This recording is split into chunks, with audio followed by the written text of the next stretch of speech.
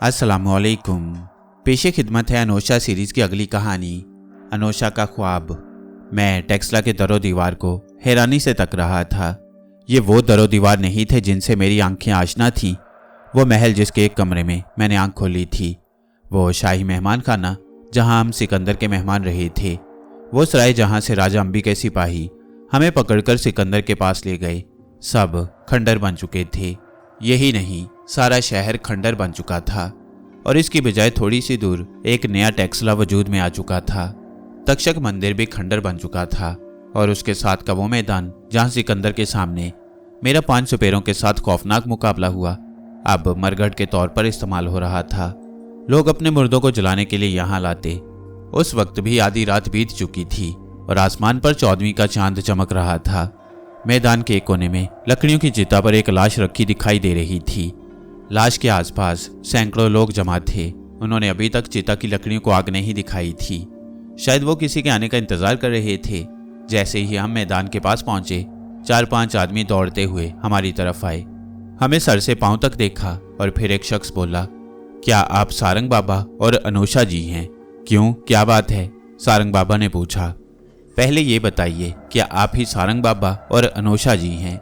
हाँ, हमें ही सारंग बाबा कहते हैं और ये हमारा बेटा अनोशा है।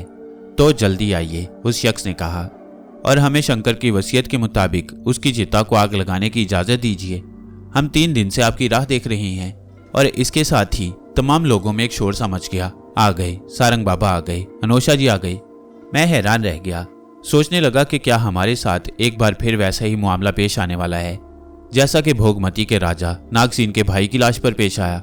वहां मुझे राजा नागसीन के भाई की लाश के साथ खौफनाक लड़ाई के बाद उसकी जुबान हासिल करना पड़ी। क्या यहाँ भी ऐसा ही होने वाला है?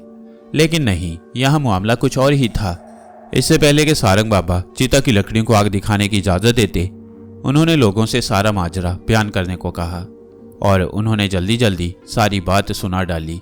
मामला बड़ा ही अजीब और पुरस्कार था। उसका नाम शंकर था और वो एक सीधा सादा नौजवान था। उसे शौक थे तो सिर्फ 2, देवी देवताओं की मूर्तियां बनाना और दरिया में नहाना। उसकी बनाई हुई मूर्तियां बड़ी उम्दा होती थीं।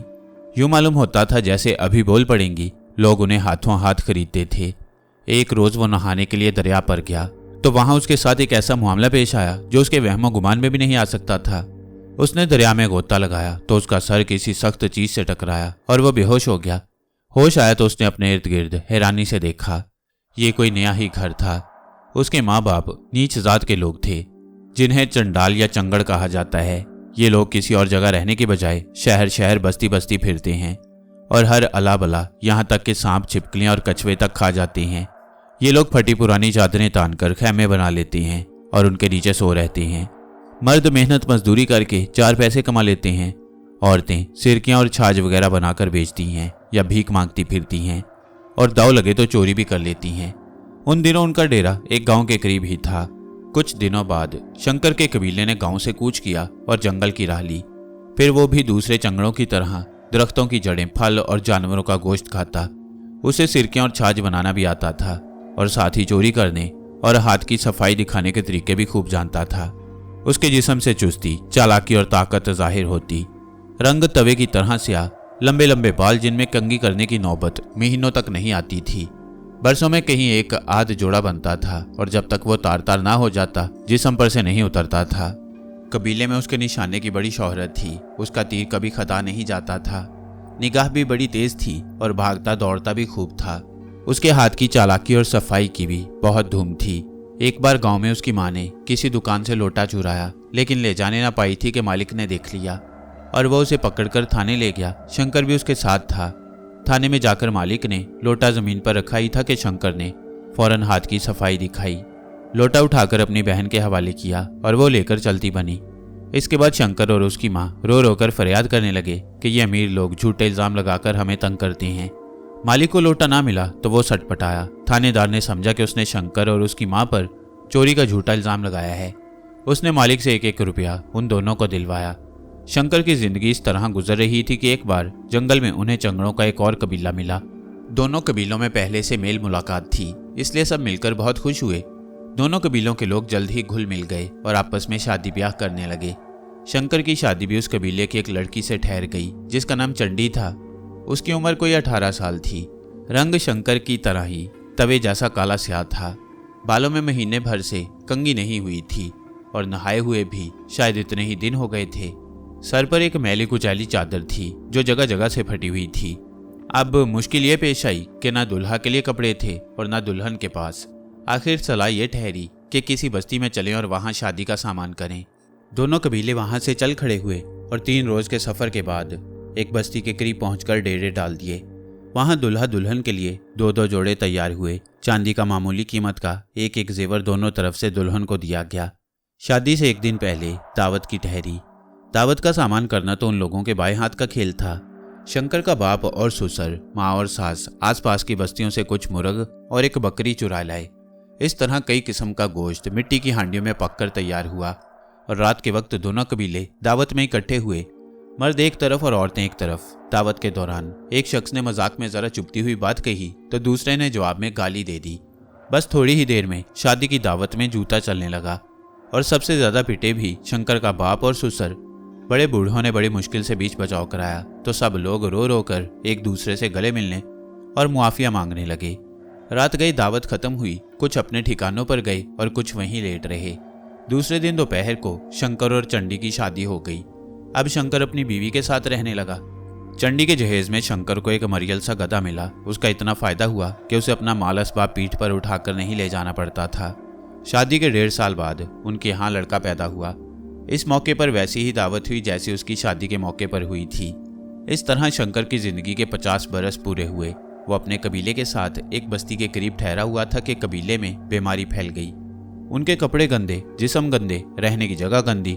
उनमें बीमारी ना फैलती तो और कहाँ फैलती। रोज 2-2, 4-4 मौतें होने लगी तो कबीले ने बस्ती से उठकर जंगल की राह ली, लेकिन बीमारी उनके साथ साथ थी। चले तो 3 मर्दों और 2 औरतों को बुखार चढ़ा हुआ था। वह जंगल में पहुंचने से पहले ही चल बसे। जंगल में जाकर डेरा किया तो शंकर के सिवा सबको बुखार था और दूसरे ही रोज वो सबके सब मौत की नींद सो गए। शंकर अकेला इतनी लाशों को कैसे ठिकाने लगा सकता था। उसने उन सबको जंगली जानवरों के रहमो करम पर छोड़ा और आप एक तरफ को चल दिया। वह सोच रहा था कि दम में क्या से क्या हो गया। 50-60 आदमी देखते ही देखते मौत के मुंह में चले गए। मेरे माँ बाप, मेरी बीवी, 6 लड़के, जिनमें से 4 गबरू जवान थे और जो बुढ़ापे में मेरा सहारा बनने वाले थे, और 4 लड़कियां सब चली गईं। और एक मैं ऐसा सख्त जान और ढीठ हूं कि मुझे मौत नहीं आई। काश कोई शेर ही आकर मुझे खा ले। शंकर की दुनिया अंधेर हो चुकी थी। गम ऐसा सख्त था कि आंखों से आंसू भी नहीं निकल सकते थे।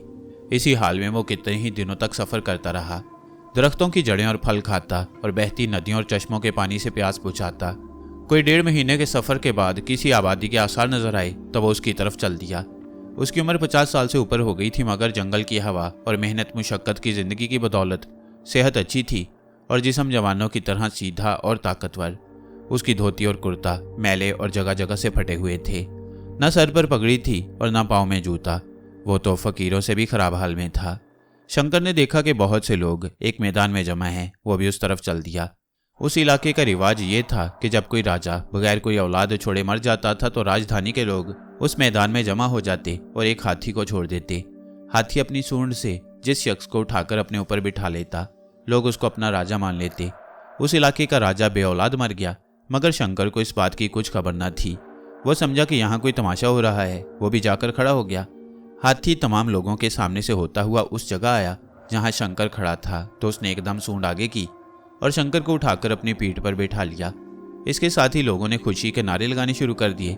इन नारों का मतलब था कि लोगों ने शंकर को अपना राजा मान लिया, मगर शंकर था कि डर के मारे चिल्लाए जा रहा था।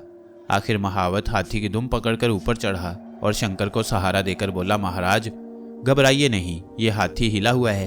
आप हमारे राजा हैं, ये आपको कुछ नहीं कहेगा।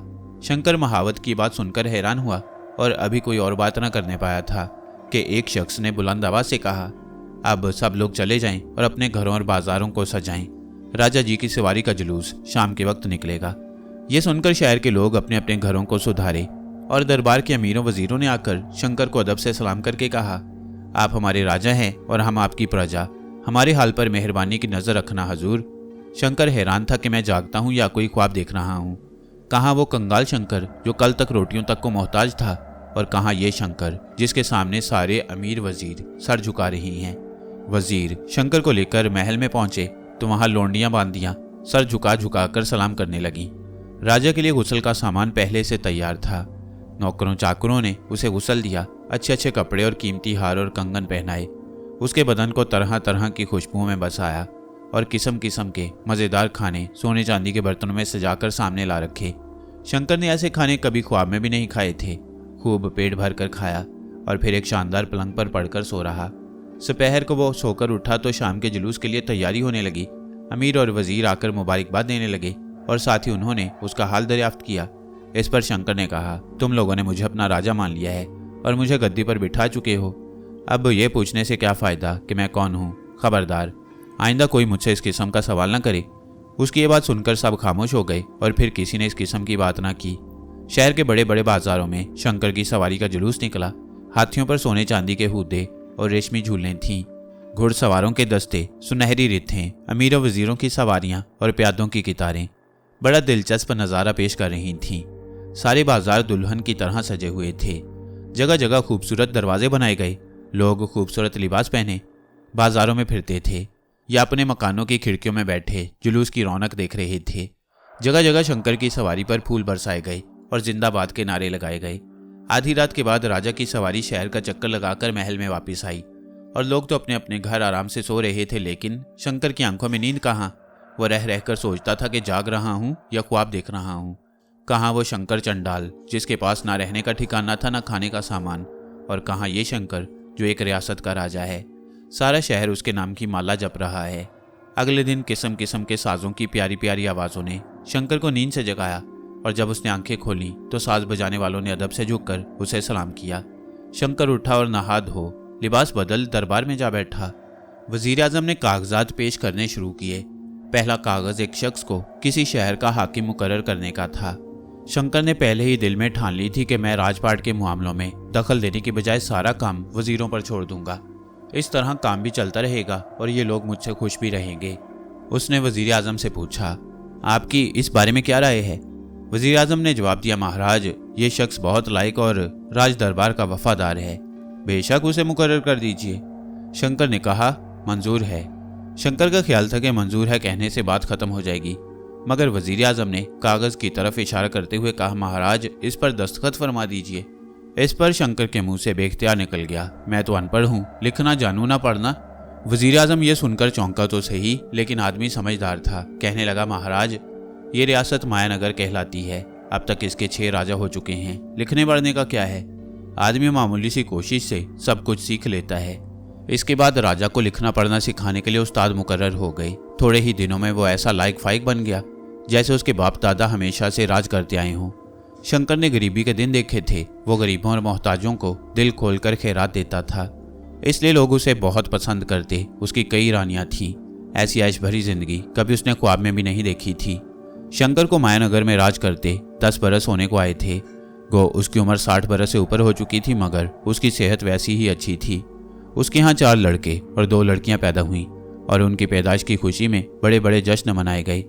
मायानगर का दशहरे का मेला बड़ा मशहूर था। ये मेला बड़ी धूमधाम से होता और दूर दूर से लोग इसको देखने आते। राजा खुद जुलूस के साथ मेले में शामिल होता।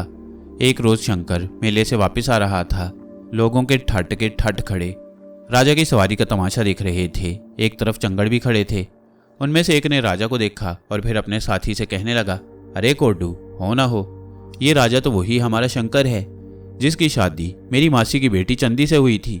ये सुनकर दूसरे चंगड़ ने कहा, अरे वही शंकर जिसका बाप और ससुर जूतियों से पिटे थे। अरे हाँ, मालूम तो वही होता है, ये राजा कैसे बन गया। चंगड़ों ने ये बातें इतनी ऊंची आवाज से की थी कि न सिर्फ आसपास के लोगों ने सुनी, बल्कि वजीर आजम और खुद शंकर के कानों में भी पड़ी। शंकर ने फौरन उन दोनों को गिरफ्तार करने का हुक्म दे दिया। लोगों ने उनके हाथों में हथकड़ियां देखी तो पूछा कि इन्होंने क्या कसूर किया है। सिपाही ने उन्हें बताया कि ये राजा को चंगड़ कहते थे। ये बात सारे शहर में फैल गई और छोटे बड़े सबको मालूम हो गया कि उनका राजा जात का चंगड़ है। जगह जगह इस बात का चर्चा होने लगा। चंगड़ गिरफ्तार होकर शंकर के सामने पेश हुए तो वजीर आजम के अलावा तमाम बड़े बड़े ओहदेदार भी दरबार में मौजूद थे। शंकर ने रोबदार आवाज में चंगड़ों से पूछा, तुमने हमारे बारे में क्या कहा था। ये सुनकर कोडू बोला, महाराज, आपकी सूरत और आवाज बिल्कुल उस शंकर से मिलती जुलती है जो मेरी मासी की बेटी चंदी का खावन था। यही बात हमने उस वक्त कही थी और यही आप कहते हैं। चाहे हमें मारो या छोड़ दो। ये सुनकर पिछली जिंदगी के सारे वाकयात शंकर की निगाहों में फिर गए और वो देर तक खामोश रहा। उसकी खामोशी से तमाम दरबारी भांप गए कि राजा हकीकत में चंगड़ है और इन्हीं चंगड़ों का रिश्तेदार है। वजीर आजम ने कहा, महाराज, बड़े आदमी सच्चाई को कभी नहीं छुपाते।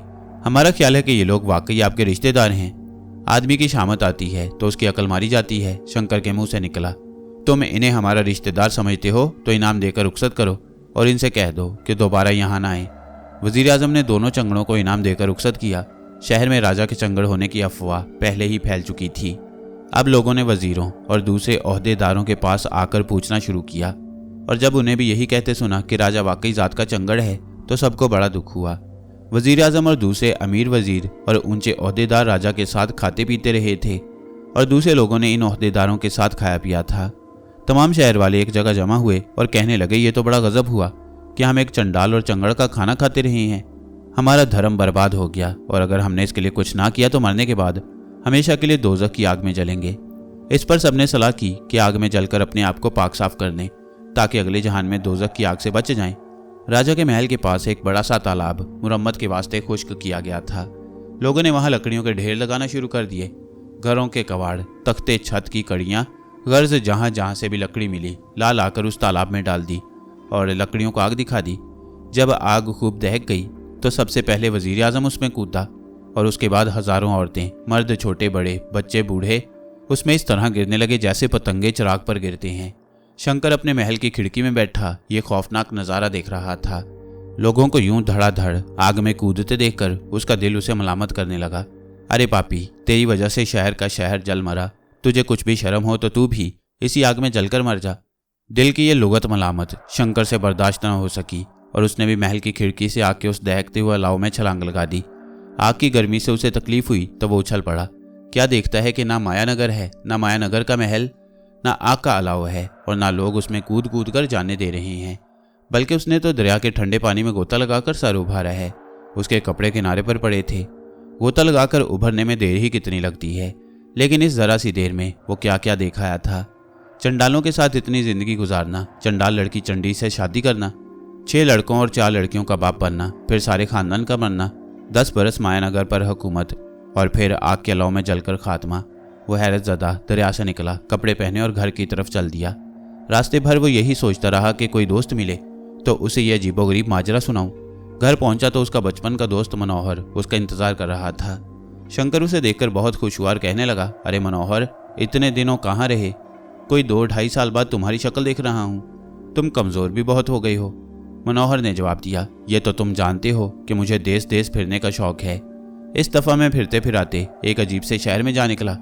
ये शहर बड़ा आलीशान था, बाजार बड़े खुले खुले, मकान सब पक्के, 2-2 मंजिला और 3-3 मंजिला, बाग, कुएं और तालाब जगह जगह, लेकिन आदमी का कहीं निशान नहीं। सब मकान खुले पड़े थे और उनमें माल असबाब जूं का तूं रखा हुआ था। मैं हैरान हो रहा था कि ये क्या माजरा है। घूमता फिरता बड़े बाजार से गुजरकर राजा के महल तक जा पहुंचा। महल निहायत ही शानदार था। उसके शुमाल की तरफ एक लंबा चौड़ा मैदान था जिसमें एक बड़ा सा तालाब था। उसके किनारे 2 आदमी खड़े थे। मैं वहां पहुंचा तो देखा कि तालाब में पानी बिल्कुल नहीं और वो राख से भरा हुआ है। मैंने उन लोगों से पूछा कि क्या ये जिन्नों भूतों का शहर है और तुम भी आदमी हो या कोई भूत प्रेत हो? आखिर ये इतना बड़ा शहर वीरान क्यों है? एक आदमी ने ठंडी सांस भरकर कहा, कुछ ना पूछो, यहाँ ऐसा सख्त पाप हुआ है कि कहीं ना हुआ होगा। ये बड़ा आबाद शहर था और यहाँ बड़े बड़े राजा हो गुजरे हैं। ये महल और तालाब उन्हीं के हैं। सबसे आखिरी राजा एक चंडाल था जो यहाँ 10 बरस तक राज करता रहा। सब उसके साथ खाते पीते रहे और किसी को मालूम ना हुआ कि राजा नीच जात का है। फिर उसके रिश्तेदार चंगड़ आए और उन्होंने भांडा फोड़ दिया। लोगों को मालूम हुआ तो उन्हें अपना मजहब खराब होने का बड़ा दुख हुआ और वो आग में जल जल कर मर गए। उन्हीं के साथ वो नीच चंडाल भी जलकर मर गया। हम पास के गांव के रहने वाले हैं, इधर से गुजरे तो यहाँ खड़े हो गए। उन लोगों की जुबानी इतने आदमियों के जल मरने का सुनकर मुझे सख्त रंज हुआ। इतनी मुद्दत तक तुमसे ना मिलने की भी यही वजह है। मैं सीधा उस मुकाम से आ रहा हूँ। मनोहर से ये हाल सुनकर शंकर का ऊपर का सांस ऊपर और नीचे का नीचे रह गया। हैरानी के मारे उससे बोला नहीं जाता था। मनोहर ने शंकर की हैरानी भांपते हुए कहा, शंकर भैया, मुझे भी तुम्हारी तरह हैरानी हुई थी, मगर कुदरत का ये कारखाना ऐसी ही अजीब चीज़ों से भरा पड़ा है। शंकर कहने लगा, मेरे दोस्त, मायानगर का ये शहर यहाँ से किस तरफ और कितनी दूर है? मनोहर ने कहा, मालूम होता है तुम्हारा वहां जाने का इरादा है। हाँ भाई, ऐसे अजीब शहर का हाल सुनकर किसका जी उसे देखने को ना चाहेगा। सुनो, फासले का तो मुझे अंदाजा नहीं। हाँ, यहाँ से पूरब की तरफ 2 महीने का रास्ता है। दोनों दोस्त फिर आपस में पुरानी बातें करने लगे। इन बातों के दौरान में शंकर ने मायानगर का रास्ता 2-3 बार दरियाफ्त किया। बड़े बड़े मुकामात के नाम लिख लिए। उसने जी में ठान ली कि मनोहर के रुखसत होने के बाद मायानगर की राह लूंगा और अपनी आंखों से देखूंगा कि जो दुनिया मैंने अपने वहम या ख्वाब की हालत में देखी है उसका कोई वजूद भी है या नहीं। मनोहर 2 दिन उसके यहाँ ठहरा और तीसरे रोज रुखसत हो गया। उससे अगले दिन शंकर भी घर से निकल खड़ा हुआ। घर वालों से उसने कह दिया था कि 6-7 महीने बाद वापस आऊंगा। चूंकि पहले भी वो कई बार बाहर जाता रहा था, इसलिए किसी ने कुछ ख्याल ना किया। शंकर ने घर से निकलते ही पूरब का रास्ता लिया। 7 रोज तक तो ऐसी जगहों से गुजरा जहां से पहले भी उसका गुजर हुआ था। 8वें रोज एक ऐसे जंगल में दाखिल हुआ जो उसका देखा भाला न था। इत्तेफाक से एक साथी मिल गया। दोनों हंसते बोलते 7 रोज बाद जंगल से बाहर निकले। इसके बाद उस शख्स ने तो अपनी राह ली और शंकर पूरब की तरफ मुंह किए चलता रहा। 3-4 रोज वो ऐसे मुकामात से गुजरा जिन्हें वो बिल्कुल नहीं जानता था, लेकिन चौथे रोज उसे बड़ी हैरानी हुई। वो उसी गांव में जा पहुंचा जहां उसने चंगड़ों के साथ कुछ दिन गुजारे थे। उस जगह का चप्पा चप्पा उसका जाना पहचाना था। इस दरख्त पर चढ़कर मैं जामन तोड़ा करता था। इस नाले के किनारे मेरा कबीला एक बार महीना भर ठहरा था। उसने ऐसे आदमी भी देखे जिनकी शक्ल सूरत जानी पहचानी लगती थी। हाँ, उम्र का फर्क जरूर पड़ गया था। जिन्हें बच्चा देखा था अब वो उधेड़ उम्र के थे और जिन्हें जवान देखा वो अब बूढ़े हो गए थे। फिर भी बहुत सी सूरतें साफ पहचानी जाती थीं और बहुत सौ के नाम भी उसे मालूम थे। वो उनसे शंकर चंडाल और उसके कबीले के बारे में पूछना चाहता था, मगर हिम्मत ना हुई। रात को उसने उसी गांव में क्याम किया और अगले रोज जहां जहां से गुजरा वह तमाम मुकामात उसके जाने पहचाने मालूम हुए। कई रोज इसी तरह चलता रहा। आखिर उसे वो बस्ती मिली जहां उसकी शादी चंडी से हुई थी। शंकर ने बस्ती के बाहर वह जगह भी देखी जहां दावत और दावत के साथ लड़ाई हुई थी। बस्ती के अक्सर लोगों और उनके नामों से वो वाकिफ था। बज़ाज़ की दुकान जहां से कपड़ा खरीदा था और दर्जी की दुकान जहां से सिलवाया था उसी तरह मौजूद थी, लेकिन दुकानदार बूढ़े हो गए थे। चलते चलते वो दुकान नजर आई जहां से शंकर की मां ने लोटा चुराया था। बूढ़ा दुकानदार बैठा था। शंकर सलाम करके पास बैठ गया। उसने मेहमान समझकर अपने यहाँ ठहरने की दावत दी और शंकर ने दावत कबूल कर ली। बातों बातों में शंकर ने उससे पूछा, यहाँ चंडालों का एक कबीला आया था और उसमें एक नौजवान चंडाल शंकर भी था। आपको उन लोगों का हाल कुछ मालूम है? बूढ़ा दुकानदार मुस्कुराया और कहने लगा, बड़ी पुरानी बात पूछी है आपने। वो लोग यहाँ आया करते थे और क्या बताऊं, बड़े ही बदमाश थे। शंकर की माँ मेरा लोटा चुरा ले गई और उस चुड़ैल के बच्चे ने उल्टा 2 रुपए जुर्माना मुझ पर करा दिया। जग हंसाई हुई वो अलग, अब तक मेरे दोस्त मुझ पर हंसा करते हैं। शायद किसी ने आपको ये किस्सा सुनाया होगा, लेकिन उन्हें कुदरत की तरफ से सजा भी खूब मिली। यहाँ से 2 रोज की राह पर एक बस्ती है, वहां जाकर सब मर गए। अब हम लोग चैन से रहते हैं। चोरी चकारी का पहला सा डर नहीं रहा। शंकर बूढ़े की बातें सुनकर हंसता रहा। रात उसने वहां गुजारी और सुबह अपना रास्ता लिया। तीसरे रोज वो उस गांव में पहुंचा जहां उसके कई रिश्तेदार बीमारी से मरे थे। यहाँ से वो जंगल में दाखिल हुआ और कई हफ्तों बाद उस मैदान में पहुंचा जहां हाथी ने उसे राजा बनाया था। वो बड़े दरवाजे से शहर में दाखिल हुआ। तमाम बाजार और गली कूचों से वाकिफ था। ये फलां अमीर की हवेली है, ये फलां वजीर का मकान है, ये वजीर आजम का महल है, ये फलां बाजार है, ये फलां मोहल्ला है। तमाम मकान माल असबाब से भरे पड़े थे, लेकिन आदमी का कहीं नामो निशान न था।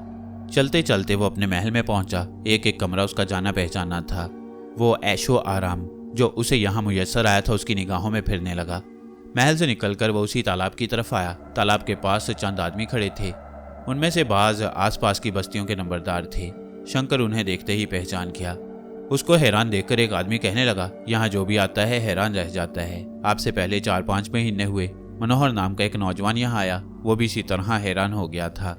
शंकर को यह सुनकर और भी हैरानी हुई। फिर उन्होंने उसे बताया कि यहाँ 10 बरस तक एक चंडाल हुकूमत करता रहा और सब लोग उस नीच जात के साथ खाते पीते रहे।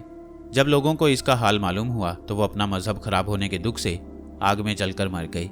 एक शख्स बोला कि उनमें मेरा बाप भी था। दूसरा कहने लगा कि मेरे 2 बड़े भाई भी उन मरने वालों में थे। इस तरह वो सारी शिकायत करते थे और शंकर चंडाल को गालियां देते थे। शंकर ने उनसे पूछा, क्या तुम में से किसी ने उस चंडाल को देखा भी था? एक आदमी कहने लगा, देखा क्यों नहीं था, सबने देखा। आपका रंग तो गंदमी, कद छोटा और बदन शरीरा है, लेकिन वो लंबा और मजबूत कद काट का था। उम्र 60 बरस से ऊपर थी। और रंग तवे की तरह स्या। रात शंकर ने नंबरदार के गांव में गुजारी और सुबह होते ही वापस घर का रुख किया। वह उन्हीं जगहों से होता हुआ 2.5 महीने बाद घर पहुंचा। आने जाने में उसे 5 महीने लगे थे। उसने घर वालों को यह किस्सा सुनाया तो किसी को यकीन न आया। घर वालों से ये बात दूसरे लोगों तक पहुंची और वह भी शंकर की अजीबोगरीब कहानी सुनने के लिए उसके पास आने लगे। कहानी सुनकर मजा तो हर कोई लेता था, लेकिन उसके सच्चे होने का यकीन किसी को ना आता। उसका दोस्त मनोहर भी, जिसने मायनागर को अपनी आंखों से देखा था, वहां नहीं था। वह परसपुर या कश्मीर की तरफ निकल गया था। लोग शायद उसकी बातों को सच जान लेते, लेकिन हुआ यह कि जब कुछ मनचले लोगों ने पूरब की तरफ सफर किया तो उन्हें मायानगर और वह जगहें कहीं दिखाई ना दी जिनका जिक्र शंकर ने किया था। इससे लोग ये समझने लगे कि उसका दिमाग चल गया है। इसके साथ ही उन्होंने उसे मजाक के तौर पर शंकर चंडाल कहना शुरू कर दिया। लोगों का यह मजाक इस हद तक बढ़ा कि बहुत से लोग उसे सचमुच चंडाल समझने लगे और ऊंची जात के कई लोग तो इस बात पर मरने मारने के लिए तैयार हो गए कि वो चंडाल होकर देवताओं की मूर्तियां क्यों बनाता है। शंकर से लोगों का ये सलूक बर्दाश्त न हो सका और एक शाम वो इस दुनिया से रुखसत हो गया। उसके सरहाने एक कागज पड़ा था जिस पर लिखा था, दुनिया वालों ने मुझे चंडाल कह कहकर मेरा जीना दोभर कर दिया। तंग आकर मैं इस दुनिया को छोड़ रहा हूँ, लेकिन मेरी ये वसीयत है कि चिता को उस वक्त तक आग न दिखाई जाए जब तक सारंग बाबा और अनोशा जी खुद आकर इसकी इजाजत न दें। और अब सारंग बाबा और अनोशा आ गए थे और लोग इंतजार में थे कि कब सारंग बाबा की तरफ से शंकर की चिता को आग दिखाने की इजाजत मिलती है। लोग शंकर का माजरा बयान कर चुके तो सारंग बाबा ने कहा, हमें शंकर की कहानी सुनकर बिल्कुल हैरानी नहीं हुई। हमें इससे पहले शंकर के बारे में कुछ इल्म नहीं था और हम नहीं जानते कि उसने अपनी वसीयत में हमारा जिक्र कैसे किया है। ये बात भी हैरत की ज़रूर है, लेकिन हमें इस पर भी हैरानी नहीं। हम सब तकदीर के हाथों में बेबस हैं। हम लाख अपनी मर्जी करना चाहें, होता वही कुछ है जो तकदीर में होता है। शंकर पर जो कुछ बीती वो ख्वाब भी था और हकीकत भी। ये दुनिया ख्वाब और हकीकत के ऐसे हजारों गोरख धंधों से भरी हुई है। ये कहते हुए सारंग बाबा शंकर की लाश की तरफ बढ़े। उसका चेहरा खोलकर देखा और फिर पलट कर लोगों से कहने लगे, नहीं, हम इसकी चिता को आग दिखाने की इजाजत नहीं देंगे। ये एक बार आग में कूद चुका है। हम इसे दोबारा आग के हवाले नहीं करेंगे, खासकर इस हालत में तो बिल्कुल नहीं करेंगे, जबकि इसने हमारी एक अमानत को संभाल रखा है। अमानत? कई लोगों की आवाजें एक साथ आईं। कैसी अमानत? अभी तुम्हें मालूम हो जाएगा, सारंग बाबा बोले। इंतजार करो, जहां 3 दिन रात इंतजार किया है वहां थोड़ा सा इंतजार और कर लो। और फिर सारंग बाबा मुझसे कहने लगे, अनोशा बेटे, जरा तुम भी एक नज़र शंकर के चेहरे पर डाल लो। सारंग बाबा के हुक्म पर मैंने शंकर की लाश पर से कपड़ा हटाया तो एकदम एक बू मेरे नथनों से टकराई। ये शंकर की लाश की बू नहीं थी, बल्कि एक ऐसी बू थी जिससे मैं पहले ही मानूस था। ये वो बू थी जो एक अरसे तक दिन रात मेरे साथ रही। ये शानी की बू थी, मेरे दूध शरीक भाई शानी की बू। शंकर की लाश से शानी की बू आ रही थी। मैं हैरत से उछल पड़ा, बाबा जी ये तो। सारंग बाबा ने मुझे खामोश रहने का इशारा किया। इधर आकर इसके पैर थाम लो। मैं सर की तरफ से हटकर शंकर के पैरों की तरफ आ गया और उसके पैर थाम लिए। सारंग बाबा उसके सर की तरफ जा खड़े हुए और फिर सर झुकाकर आंखें बंद करके मुंह ही मुंह में कुछ पढ़ा और इसके साथ ही शंकर के चेहरे पर जोर से फूंक मारी। फूंक के साथ ही एक पुंकार की आवाज आई। सब लोगों ने चौंक कर इधर उधर देखा, मगर आसपास कोई सांप ना था। सारंग बाबा ने एक बार फिर कुछ पढ़कर शंकर के चेहरे पर फूंका। इसके साथ ही फिर फुंकार की आवाज गूंजी और एकदम चिता की लकड़ियों में आग लग गई। शंकर की लाश हवा में कोई 15 हाथ ऊपर उछली और चिता से कोई 12 हाथ के फासले पर जा गिरी। मैंने बराबर लाश के पांव थाम रखे थे और किसी हालत में भी उन्हें छोड़ा नहीं था। लोगों के लिए सब कुछ बड़ा खौफनाक था, मगर वो अपनी जगह बुत बने खड़े थे। जब शंकर की लाश दोबारा जमीन पर आई तो सारंग बाबा मुझसे कहने लगे, अब इसके पांव छोड़ दो और महाताली छेड़ो। मैंने बीन संभाली और महाताली की धुन छेड़ दी। सारंग बाबा उसके सर के पास बैठ गए और मैं उस वक्त तक बीन बजाता रहा जब तक चिता की तमाम लकड़ियां जलकर राख नहीं हो गईं। और फिर अचानक शंकर का मुंह एक झटके के साथ खुल गया। उसके जिस्म में हरकत हुई और उसका सांस चलने लगा। ठहरो, अचानक सारंग बाबा की आवाज आई और बीन खुद ब खुद मेरे होंठों से अलग हो गई। मैं हैरत से शंकर की तरफ देखने लगा, जिसका मुंह अब किसी अंधेरे गार के भयानक दरवाजे की तरह खुला था और सांस लोहार की धौंकनी की तरह चल रहा था। अब शानी की धुन बजाओ, सारंग बाबा ने हुक्म दिया। मैंने फिर बीन संभाली और शानी की धुन छेड़ दी।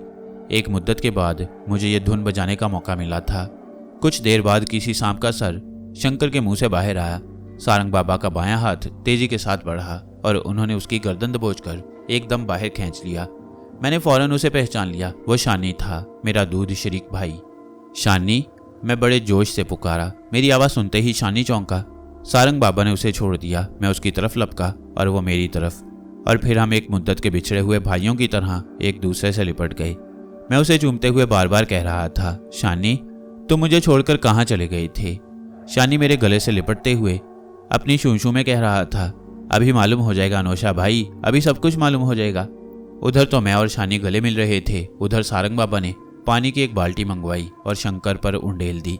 पानी का उंडेलना था कि कुदरत ने एक मुद्दत के बाद फिर वही रंग दिखाया जो हम इससे पहले बांके मुरली वाले राजकुमारी चंद्रा और बजरंग नजूमी के बेटे के मामले में देख चुके थे। वो शंकर जिसे मरे हुए 3 दिन हो चुके थे और जिसे लोग जलाने के लिए लाए थे, झुरझुरी लेकर यूं उठ बैठा जैसे एक लंबी नींद के बाद जागा हो। शंकर को उठते देखकर लोगों की चीखें निकल गईं, मगर ये चीखें डर की नहीं, हैरानी और खुशी की थी। वो फटी फटी आंखों से कभी मेरे गले में झूलते हुए शानी की तरफ देखते और कभी शंकर की तरफ। ये उनके लिए एक ऐसा तमाशा था जिसे आंखों से देखने के बावजूद उन्हें यकीन नहीं आ रहा था। मुर्दा शंकर 3 दिन बाद ना सिर्फ दोबारा जिंदा हो गया, बल्कि उसके जिस्म से एक सांप भी निकला। शानी की वापसी का मामला जल्द ही मेरी समझ में आ गया। शंकर ने चंडाल की हैसियत से जो जिंदगी गुजारी थी, उस जिंदगी में शानी उसकी खुराक बन गया था और एक मुद्दत तक उसके जिस्म का हिस्सा बना रहा। मुझे शानी के वापस मिल जाने की ऐसी खुशी थी कि बयान नहीं कर सकता। सारंग बाबा भी मुझे खुश देखकर खुश हो रहे थे। शंकर का दोबारा जिंदा होना अगरचे हमारे नज़दीक एक मामूली सी बात थी, मगर लोगों के नज़दीक ये मामूली बात न थी। ये वाकया हवा के पर लगाकर उड़ा और कहीं से कहीं पहुंच गया।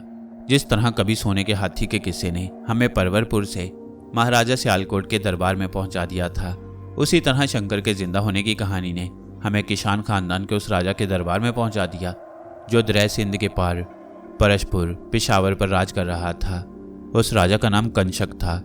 किसान कबीला कभी शुमाल मगरबी चीन के इलाके में बसता था। उन कबीले के हमलों ने इन लोगों को वहां से निकलने पर मजबूर कर दिया।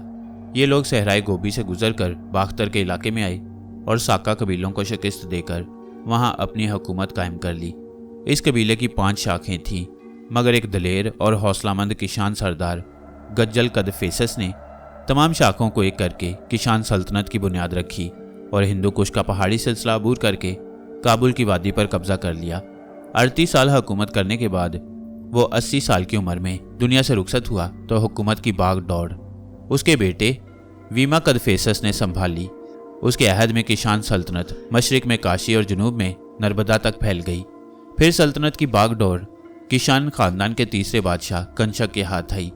तख्त नशीन होते ही वो राजधानी को परेशपुर ले आया और वहां गौतम बुद्ध की यादगार के तौर पर लकड़ी का एक खूबसूरत मीनार बनवाया जो कोई 325 हाथ ऊंचा था और जिसका नक्शा एक यूनानी मेमार एगिसाला ने तैयार किया था। अशोक ने तो बुद्ध मत कबूल करने के बाद तलवार हाथ से रख दी, लेकिन कंशक ने दूसरे मुल्कों के खिलाफ लड़ाइयाँ लड़ने का सिलसिला जारी रखा। उसने टेक्सला और मथुरा के साका राजाओं की रियासतों को अपनी सल्तनत में शामिल किया, कश्मीर का इलाका फतह किया और मालवार गुजरात पर अपना झंडा लहराया। और तो और वो पाटलिपुत्र तक भी पहुंचा, मगर वहां उसका मुकाबला करने के लिए कोई पुष्पामित्र मौजूद न था। वहां के आंध्रा राजा ने न सिर्फ कंशक की अतात कबूल की, बल्कि बुद्ध मत के एक नामवर आलम अश्वाक घोष को तोहफे के तौर पर कंशक की खिदमत में पेश किया। अश्वाक घोष आला दर्जे का शायर, ड्रामा निगार और मौसीकार था। सिकंदर और अशोक की तरह कंशक को भी शहर बसाने और इमारतें बनवाने का शौक था। पुरशपुर में उसने लकड़ी के मीनार के अलावा कई खानकाहें तामीर कराईं। कश्मीर में एक मीनार बनवाने के अलावा कंशकपुर के नाम से एक शहर बसाया। टेक्सला में भी कई महल और इमारतें बनवाईं और जब उसने मथुरा फतह किया तो फतह की यादगार के तौर पर अपना एक सुरख पत्थर का बुत बनवाकर नस्ब करवाया। कंशक के अहद तक पहुंचते पहुंचते गौतम बुद्ध का सीधा सादा मजहब पेचीदा होकर 2 फिरकों में तकसीम हो गया था। एक फिरका हिंसायान और दूसरा महायान कहलाता था। हिंसायान फिरके वाले बुद्ध मत के असली असूलों में किसी किस्म की तब्दीली करना जायज़ नहीं समझते थे, जबकि महायान फिरके वालों ने अपने अकीदों में ऐसी बहुत सी बातें शामिल कर ली थीं जिनका गौतम बुद्ध की असल तालीम में कहीं जिक्र भी नहीं।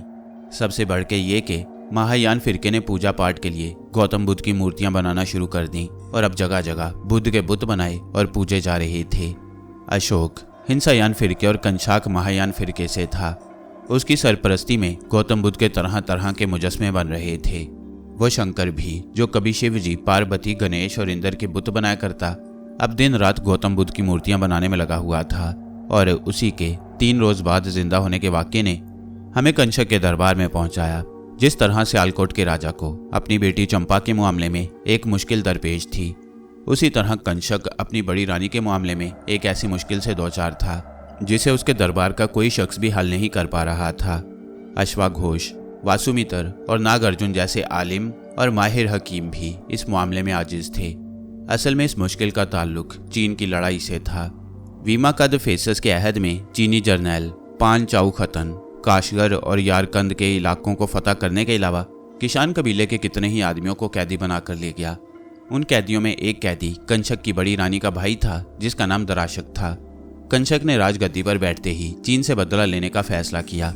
जब उसे टैक्सला, मथुरा, मालवा, गुजरात, कश्मीर और पाटलिपुत्र की फतूहात से फरागत मिली तो उसने 70,000 सिपाहियों का लश्कर अपने साथ लिया और पामीर की ऊंची घाटियों को अबूर करता हुआ यारकंद, काशगर और खुतन के इलाकों पर एक तूफान की तरह टूट पड़ा।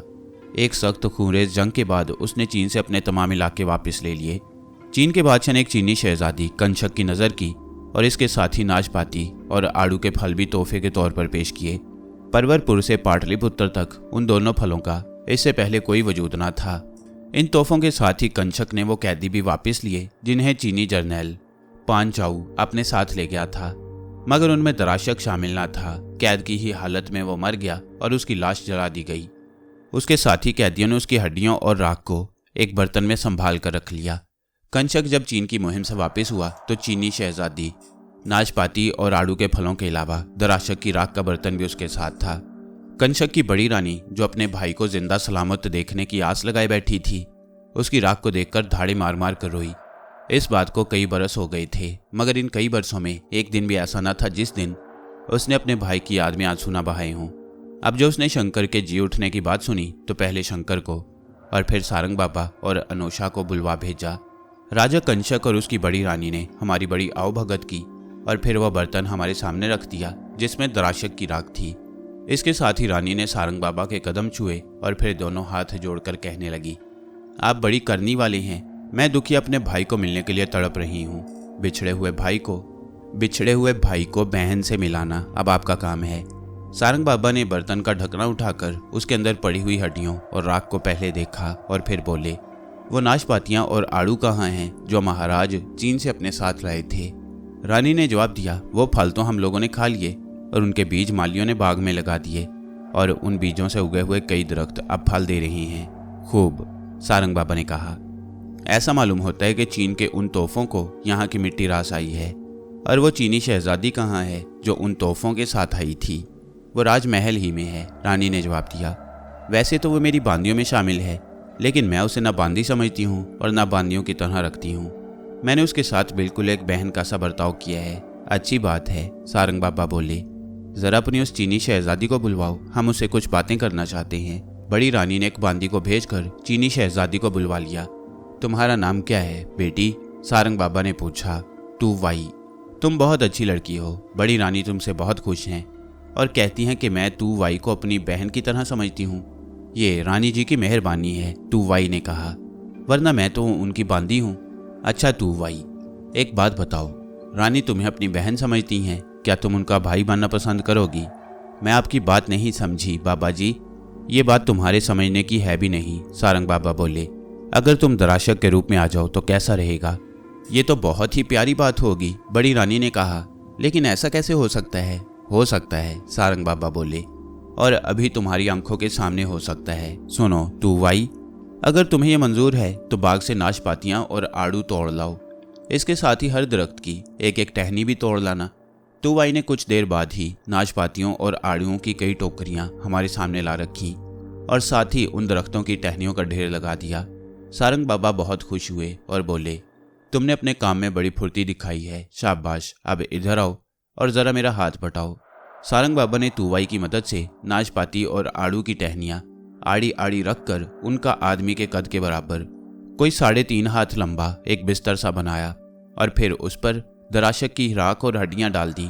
राख और हड्डियों को उन्होंने नाशपातियों और आड़ुओं से ढांप दिया और फिर एक जर्द चादर मंगवाकर उनके ऊपर डाल दी।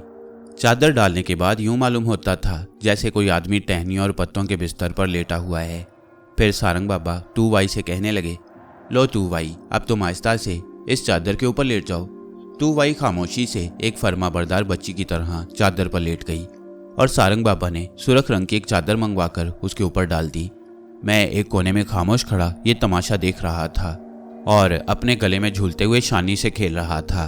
अब सारंग बाबा ने मुझे आवाज़ दी, इधर आओ अनोशा बेटे, अब तुम्हारा काम शुरू होता है। ये कहते हुए उन्होंने शानी को अपने हाथ में लिया और फिर उसे जर्द चादर के एक कोने के नीचे छुपा कर बैठ गए। इसके साथ ही उन्होंने मुझे शानी की धुन बजाने का इशारा किया। मैंने बीन मुंह से लगाते हुए शानी की धुन छेड़ दी और सारंग बाबा अपने गुरु नागेश के मंत्र का जाप करने लगे। फिर जैसे ही शानी की फुंकार की आवाज़ आई, उन्होंने बीन बंद करने का इशारा किया और साथ ही शानी को चादर से बाहर खींच लिया। फिर उन्होंने सुर्ख चादर का सिरा जरा सा उठाया और शानी से बोले, शानी अब तुम भी खामोशी से टूवाई के पास लेट जाओ। और ये कहते हुए उन्होंने शानी को टूवाई के पास लिटाकर सुर्ख चादर फिर से बराबर कर दी। इसके बाद वो मुझसे मुखातिब हुए, हाँ अनोशा बेटे, अब महाताली छेड़ो। और मैंने बीन पर महाताली की धुन छेड़ दी। शानी की फुंकार के बाद जर्द चादर के नीचे से धुआं सा निकलने लगा। मैंने महाताली छेड़ी तो धुआं निकलने की रफ्तार और तेज हो गई। फिजा नाशपातियों और आड़ुओं के फलों, पत्तों और टहनियों के जलने की बू से बोझल हो गई, मगर जर्द और सुर्ख रंग की चादरों पर इसका कुछ असर नहीं हुआ। मैं उस वक्त तक बीन बजाता रहा जब तक जर्द चादर के नीचे से धुआं निकलना बंद नहीं हो गया। मैंने महाताली की धुन छेड़ी तो शाम हो रही थी और जब सारंग बाबा के इशारे पर बीन अपने होंठों से हटाई तो सुबह का उजाला फैल रहा था। सारी रात मुझे बीन बजाते बजाते गुजर गई। सारी रात सारंग बाबा चादरों के पास बैठे कोई मंत्र पढ़ते रहे और सारी रात कंचक और उसकी बड़ी रानी अपनी बांदियों के साथ करीब खड़ी उम्मीद भरी निगाहों से जर्द और सुर्ख चादरों की तरफ देखते रहे। जब चादरों के नीचे से धुआं निकलना बंद हो गया तो सारंग बाबा उठे और एक झटके के साथ सुर्ख चादर खींचकर एक तरफ फेंक दी। उसके नीचे जर्द चादर के ऊपर ना टूवाई थी और ना शानी, सिर्फ राख पड़ी थी। सारंग बाबा ने उस राख को एहतियात से जमा किया और फिर सुर्ख चादर की तरह जर्द चादर भी खींचकर एक तरफ डाल दी। नीचे राख का एक ढेर था। सारंग बाबा ने पानी की एक बाल्टी मंगवाई और उसमें राख घोली जो जर्द चादर के ऊपर से इकट्ठी की थी और फिर उस पानी को राख के ढेर पर उंडेल दिया। पानी का उंडेलना था कि राख के अंदर से एक नौजवान एकदम उछलकर खड़ा हो गया। ये दराशक था। बड़ी रानी ने हैरानी से उसकी तरफ देखा और फिर खुशी से भैया कहकर उसे लिपट गई। उसका भाई एक मुद्दत के बाद दोबारा जिंदा हो गया।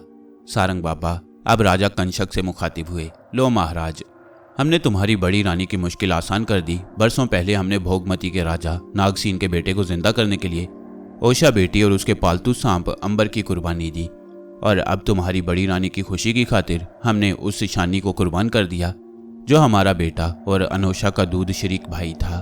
हम आपका ये एहसान कभी नहीं भूलेंगे, कंशक ने कहा। बड़ी रानी दराशक को साथ लिए आगे बढ़ी और सारंग बाबा के पैर छूते हुए बोली, हम दोनों बहन भाई जिंदगी भर आपकी इस भलाई को याद रखेंगे। इसके साथ ये भी याद रखना कि टूवाई ने इसके लिए अपने आप को कुर्बान कर दिया है। मैं याद रखूंगी, बराबर याद रखूंगी, बड़ी रानी ने कहा। उसकी आंखों में खुशी के आंसू तैर रहे थे। आंसू मेरी आंखों में भी तैर रहे थे, लेकिन ये आंसू उस शानी के लिए थे जो मुद्दत की जुदाई के बाद अब दोबारा मुझसे मिला था और अब हमेशा के लिए बिछड़ गया। मगर राजा कंशक, उसकी बड़ी रानी और बड़ी रानी के दोबारा जिंदा होने वाले भाई दराशक की खुशियों की खातिर मैंने अपने आंसू पी लिए। यूं भी मुझे खुशी के इस रंग में भंग डालने का कोई हक न था। अशोक की तरह कंशक ने भी बुद्ध मत के 500 से ज्यादा आलिमों की एक मजलिस बुलाई। उस मजलिस की सदारत उस उश्वा घोष ने की जो उसे पाटलिपुत्र से तोहफे के तौर पर मिला। मगर बुद्ध मत का इस तरह दम भरने के बावजूद कंशक ने अशोक की तरह तलवार हाथ से नहीं रखी। वह बराबर लड़ाइयों में उलझा रहता था। उसके अमीर, वजीर, दरबारी और सिपाही इन रोज रोज की जंगों से इतने तंग आ गए कि एक बार जब वो बीमार हुआ तो उन्होंने उस पर एक रजाई डाल दी और खुद उस पर चढ़कर बैठ गए।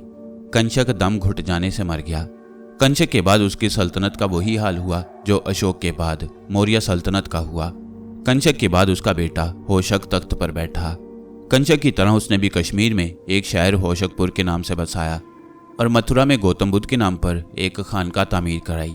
इसके बाद वासुदेव ने तख्त संभाला और फिर किशान सल्तनत कई छोटी छोटी रियासतों में तकसीम हो गई। मगर सारंग बाबा और मैं किसान सल्तनत के इन बखेड़ों से दूर नाग राजाओं की राजधानी नागपुर पहुंच चुके थे। पाटलिपुत्र के शीश नाग राजाओं की तरह नागपुर के नागा राजाओं की भी एक तारीख है। वो बासिक नाग की औलाद थे और किसी जमाने में ग्वालियर पर राज करते थे। साका और किसान कौमों के हमलों ने उन्हें वहां से निकलने पर मजबूर कर दिया, तो वो जनूब की तरफ चले और विंध्याचल के पहाड़ों के पार पहुंच गए। वहां उन्होंने नागपुर का शहर बसाया और कोई 200 साल तक अमन चैन से राज करते रहे। अमन चैन से रहने बसने के बावजूद वो अपनी फौजी ताकत बढ़ाते रहे और मौके के इंतजार में थे। ये मौका कुदरत ने उन्हें कंचक के मरने के बाद दे दिया। जब किसान सल्तनत कमजोर होने लगी तो नवा नाग नाम का एक राजा फौज लेकर विंध्याचल की पहाड़ियों से उतरा और किसान सल्तनत के इलाकों पर तूफान बनकर टूट पड़ा। पूरे 30 साल तक वो किसान राजाओं के खिलाफ लड़ता रहा। उसके मरने के बाद उसके बेटे वीर सिंह ने भी ये लड़ाई जारी रखी। उसने और बहुत से राजाओं को अपने साथ मिला लिया और इस तरह गंगा की वादी, मथुरा, बंधीलखंड और भगीलखंड के इलाकों से किसान हुकूमत का खात्मा कर दिया। अपने बाप की तरह उसने भी अपनी हुकूमत के 40 साल किसान सल्तनत से जंग करते हुए गुजारे। फिर होते होते नाग राजाओं की ये राजगद्दी भावा नाग के हिस्से में आई और वह भी अपने बाप दादा की तरह सारी जिंदगी किसान सल्तनत से लड़ता रहा। उसका कोई लड़का ना था, सिर्फ एक लड़की थी जिसकी शादी पड़ोसी विकातक रियासत के राजा परादर सिंह के बेटे गौतमी पुत्र से हुई। भावा नाग के मरने के बाद नागा रियासत गौतमी पुत्र और नागा राजकुमारी के बेटे रुद्र सिंह को मिली और इस तरह नागा और विकातक दोनों सल्तनतें एक ही सल्तनत बन गई। नागा और विकातिक राजाओं के जंगी दबाव के बायस गंगा की वादी से ही नहीं, 7 दरियाओं की सरजमीन के बड़े हिस्से से किसान हुकूमत का खात्मा हो चुका था। मगर इस दौरान में विंध्याचल के पार मगध, अयोध्या और उसके आसपास के इलाकों में एक और खानदान अपनी ताकत आहिस्ता आहिस्ता बढ़ा रहा था। ये गुप्त खानदान था जिसकी बुनियाद चंद्रगुप्त नाम के एक राजा ने रखी। ये खानदान असल में 7 दरियाओं की धरती का रहने वाला था। इस खानदान के लोग साका राजाओं की मुलाजमत करते हुए मगध और अयोध्या पहुंच गए और फिर जागीरें मिल जाने पर वहीं बस गए। जब नागाओं ने साका राजाओं से राजगद्दी छीन ली तो इन लोगों के पास जागीरें पहले की तरह रहने दी। इस खानदान के एक नौजवान चंद्रगुप्त की शादी जंगजू कबीले लिच्छावी की एक लड़की कुमारा देवी से हुई थी। अपने ससुराल की हमायत से चंद्रगुप्त ने पाटलिपुत्र पर कब्जा कर लिया और मगध के राजा सुंदरदर्मन को राजगद्दी से उतारकर खुद मगध का राजा बन बैठा। 15 साल राज करने के बाद चंद्रगुप्त इस दुनिया से चल बसा तो उसका बेटा समुद्रगुप्त राजगद्दी पर बैठा। राजगद्दी पर बैठते ही उसकी ललचाई हुई आंखें इर्द गिर्द के इलाकों पर पड़ने लगीं। जब तक परादर सिंह जीता रहा तब तक वो कुछ न कर सका, मगर परादर सिंह की आंखें बंद होते ही उसने नागा राजाओं के इलाकों पर भरपूर हमला कर दिया। रामनगर के राजा अचीवती, मथुरा के राजा गणपति नाग और पद्मावती, ग्वालियर के राजा नाग सिंह ने मिलकर कौसंबी के करीब समुद्रगुप्त का मुकाबला किया, मगर समुद्रगुप्त ने उन्हें शिकस्त दी और मथुरा, रोहेलखंड और ग्वालियर के इलाकों को अपनी सल्तनत में शामिल कर लिया। इसके बाद विकातक राजा रुद्र सिंह और समुद्रगुप्त में सुलह हो गई और समुद्रगुप्त के बेटे चंद्रगुप्त, जिसने बाद में विक्रमाजीत या विक्रमादित्य का लक़ब इख्तियार किया, उसकी शादी मथुरा के राजा गणपति की बेटी सत्यावती से हो गई। मगर यह सुलह ऐसी न थी कि समुद्रगुप्त के हाथ बांध देती। उसने विकातक सल्तनत की वजह से ध्यान हटाकर अपनी फौजों का रुख जनूब के उन राजाओं की तरफ मोड़ दिया जो विकातक सल्तनत की वफादारी का दम भरते थे। 2 साल से ज्यादा अरसे तक वो इस मुहिम में उलझा रहा। फिर जब कृष्णा नदी से वापस हुआ तो जनूब के 1 न 2 पूरे 11 राजा उसकी अतात कर चुके थे। इसके बाद उसने पूरब की तरफ रुख किया और पाटलिपुत्र से आसाम तक के इलाके फतह कर लिए। इस तरह जमुना से ब्रह्मपुत्र और हिमालय से नर्मदा तक उसका झंडा लहराने लगा। इन फतूहात की खुशी में समुद्रगुप्त ने अश्वमेध युग मनाने का ऐलान किया। घोड़े की कुर्बानी का यह जश्न सुंग खानदान के बानी पुष्पामित्र ने भी मनाया। आंध्र के श्री सतकारनी ने भी और विकातक खानदान के परादर सिंह ने भी। मगर समुद्रगुप्त की तरफ से मनाया जाने वाला जश्न उन सबसे मुख्तलिफ था, इसलिए कि खुद समुद्रगुप्त इन सबसे मुख्तलिफ था। वह तलवार का धनी होने के साथ साथ एक अच्छा शायर भी था और मुख्तलिफ साज खास तौर पर बीन बजाने का बहुत शौक था। उसके इसी शौक का नतीजा था कि उस जश्न की रौनक बढ़ाने के लिए नाचने गाने वालों, बाजीगरों, जादूगरों और नटों की टोलियां और शायरों के साथ साथ सपेरों और जोगियों को भी ढूंढ ढूंढ कर पाटलिपुत्र में जमा किया गया। बिल्कुल उसी तरह जिस तरह के कभी सिकंदर ने सपेरों और जोगियों को टेक्सला में जमा किया। इसलिए जब राजा गणपति इस जश्न में शामिल होने के लिए पाटलिपुत्र की तरफ रवाना हुआ तो और लोगों के अलावा सारंग बाबा और मैं भी उसके साथ थे, मगर हमारा इरादा सिर्फ तमाशा देखने ही का था। पाटलिपुत्र हमारे लिए नया ना था और ना जश्न ही हमारे लिए नया हो सकता था। हमने इसी शहर में सुधानंद और योगानंद के जश्न देखे थे और फिर पुष्पामित्र के अश्वमेध युग का जश्न भी देखा। इनसे भी बहुत पहले हमने राजा पौरस, सिकंदर, चंद्रगुप्त मौर्य और फिर सलौकस के दरबार के जश्न देखे। हम इतना कुछ देख चुके थे कि अब कोई बात हमारे लिए अनोखी नहीं थी, मगर ये बात मेरे वहम गुमान में भी न थी कि समुद्रगुप्त के दरबार में मेरी आंखें एक ऐसा तमाशा देखेंगी जो अपनी मिसाल आप होगा। उस जश्न में शामिल होने के लिए दूर दूर से सैकड़ों राजे आए थे और समुद्रगुप्त ने उनके लिए ऐशो आराम के तमाम सामान मुहैया किए। मुकर्ररा वक्त पर जश्न का ऐलान हुआ। पंडित मुकद्दस घोड़े को कुर्बान गाह तक लाए और फिर उस घोड़े की कुर्बानी दी गई। राजमहल के पुजारी ने घोड़े के खून से समुद्रगुप्त के माथे पर तिलक लगाया। समुद्रगुप्त ने इस मौके के लिए सोने चांदी के लाखों सिक्के लोगों में बांटने के लिए तैयार कराए। सिक्के निछावर करने के बाद समुद्रगुप्त मुबारक सलामत की गूंज के दरमियान राजमहल के उस दरबार आम में आया जहां नाच गाने और खेल तमाशे दिखाने का बंदोबस्त किया गया था। यहाँ भी सबसे पहले चंद रस्में अदा हुई और फिर समुद्रगुप्त का दरबारी शायर हरि सिंह आगे बढ़ा और समुद्रगुप्त की शान में एक नज़म पढ़ी ही। हरि सिंह नज़म पढ़ चुका तो समुद्रगुप्त ने कीमती हीरों की कई मालाएं उसे इनाम में दी। इसके बाद खेल तमाशे शुरू हुए। बाजीगरों, नट्टों और जादूगरों ने अपने अपने करतब दिखाए। दरमियान में मुख्तलिफ शायरों और नाचने वालों की टोलियां भी अपने अपने कमाल दिखाती रही। 2 दिन तक ये सिलसिला जारी रहा। जश्न के तीसरे और आखिरी दिन सपेरों और जोगियों की बारी आई। समुद्रगुप्त खुद बीन बजाने में माहिर था, इसलिए एक पूरा दिन सपेरों और जोगियों के लिए खास कर दिया गया। रंजन नाग, जिसने समुद्रगुप्त को बीन बजाना सिखाया था, समुद्रगुप्त के तख्त के पास एक ऊंची कुर्सी पर बैठा था। सपेरों और जोगियों ने अपने अपने कमाल दिखाने शुरू किए। बीन पर सांप का नाच, सांपों की लड़ाई, सपेरे का एक भारी भरकम सांप को अपने बदन के गिर्द लपेटकर कलाबाजियां खाना और इसी किस्म के दूसरे तमाशे थे जो सुबह से शाम तक जारी रहे।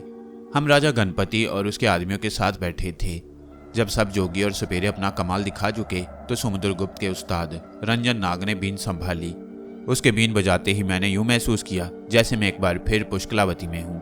जितनी देर रंजन नाग बीन बजाता रहा मैं यही महसूस करता रहा जैसे मैं शीशनाग के मंदिर में खड़ा नागपंचमी के त्यौहार के लिए सांपों को जमा कर रहा हूँ। मैं तस्वुर में अपने सामने सैकड़ों सांपों को दूध की कटोरियों से दूध पीते देख रहा था, मगर जब रंजन नाग ने बीन होंठों से हटाई तो एक झटके के साथ ये तिलिस्म टूट गया। मैं पुष्कलावती में नहीं पाटलिपुत्र में था और मेरे सामने एक भी सांप नहीं था। बेकरार सा होकर मैं अपनी जगह से उठा और समुद्रगुप्त के तख्त के सामने आ खड़ा हुआ। समुद्रगुप्त ने हैरानी से मेरी तरफ देखा और कहा, क्या है लड़के, तुम कौन हो और क्या चाहते हो? इससे पहले कि मैं कोई जवाब देता, सारंग बाबा मेरे पास आ खड़े हुए और समुद्रगुप्त को सलाम करते हुए बोले, ये हमारा बेटा अनोशा है महाराज। रंजन नाग की बीन सुनकर बेचैन हो गया है और अब खुद भी बीन बजाना चाहता है। इजाजत हो तो ये भी अपना शौक पूरा कर ले। समुद्रगुप्त ने अपने उस्ताद रंजन नाग की तरफ देखा। उसने बेपरवाही से सर हिलाते हुए इजाजत दे दी। इस पर समुद्रगुप्त ने कहा, तुम अपना शौक पूरा कर सकते हो लड़के, यह हमारे गुरु की मेहरबानी है कि उन्होंने इसकी इजाजत दे दी, वरना हम तो उनके बाद किसी की बीन सुनना गवारा नहीं करते। मैंने बीन संभाली। सारंग बाबा आंखों ही आंखों में मुझे कुछ इशारे करके वापस अपनी जगह जा बैठे। मैंने पहले चंद एक मामूली सी धुनें बजाई और फिर महाताली पर आ गया। एकदम सपेरों और जोगियों की पटारियों में हलचल मच गई। फिर पटारियों के मुंह खुले और उनके अंदर से सांप रेंगते हुए मेरे पास आकर झूमने लगे। मैं अपनी धुन में मस्त बीन बजा रहा था कि रंजन नाग तेजी से उठा और बीन मेरे हाथ से झपट ली। सपेरे और जोगी अपने अपने सांपों को संभालने के जतन करने लगे। मैंने रंजन नाग की तरफ देखा। उसकी आंखें गुस्से से सुर्ख हो रही थीं। तुम महाताली जानते हो, इसका मतलब ये है कि तुम पहुंचे हुए खिलाड़ी हो और इसका मतलब ये है कि तुम वो नहीं हो जो दिखाई देते हो। और फिर वह पलटकर समुद्रगुप्त से कहने लगा, मुझे यकीन है कि इस लड़के की शक्ल में हमारी आंखें एक ऐसे नाग को देख रही हैं जिसे एक खास उम्र को पहुंचने के बाद ये ताकत हासिल हो जाती है कि जो शक्ल चाहे इख्तियार कर ले, इससे पहले कि यह हमारे हाथ से निकल जाए। इजाजत हो कि हम इसे काबू में कर लें। ये कहकर रंजन नाग ने मेरी कलाई पकड़ ली। ऐन उसी वक्त सारंग बाबा आगे आए। उन्होंने एक झटके के साथ मेरी कलाई रंजन नाग से छुड़ा ली और मुझे सीने से लगाते हुए कहने लगे, आपको गलत फहमी हुई है। अनोशा मेरा बेटा है, नाग नहीं है। नहीं, हमारी आंखें धोखा नहीं खा सकती, रंजन नाग ने कहा। यह जरूर कोई नाग है, वरना इस उम्र का लड़का महाताली की धुन तो क्या उसका नाम भी नहीं जानता। सारंग बाबा ने कहा, इसे महाताली मैंने सिखाई है। महाताली ही नहीं और बहुत कुछ सिखाया है। ये नाग नहीं है, हमारे अपने दिल का टुकड़ा है।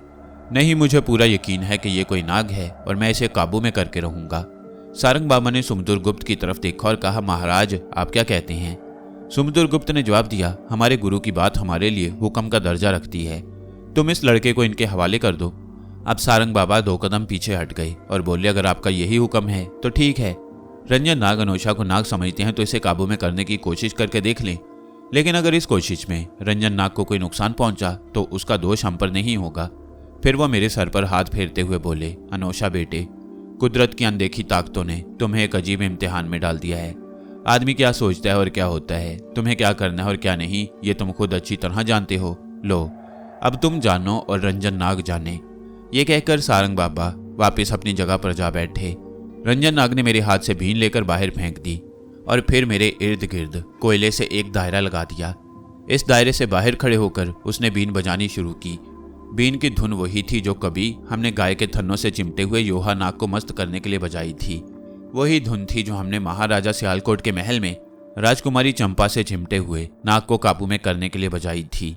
और ये वही धुन थी जो कांगमार की नागिन को उसके असल रूप में लाने के लिए हमने बजाई।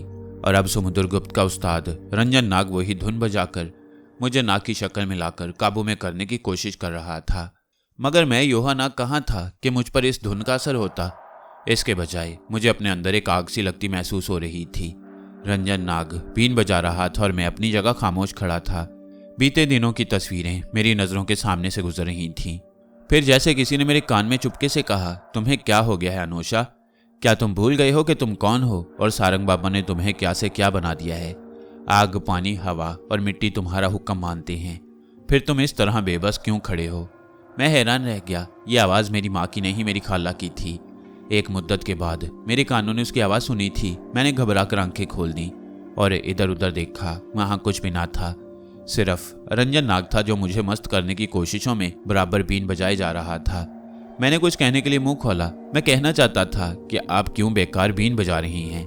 मैं नाग नहीं, आदमी का बच्चा हूँ। मगर हुआ ये कि मेरे अंदर उसकी बीन सुनकर जो आग सी लगी हुई थी, मेरा मुंह खुलते ही वो आग एक शोले की सूरत में बाहर निकली और उस शोले ने रंजन नाग के जिस्म को अपनी लपेट में ले लिया और उसका सारा जिस्म सूखी लकड़ी की तरह धड़ धड़ जलने लगा।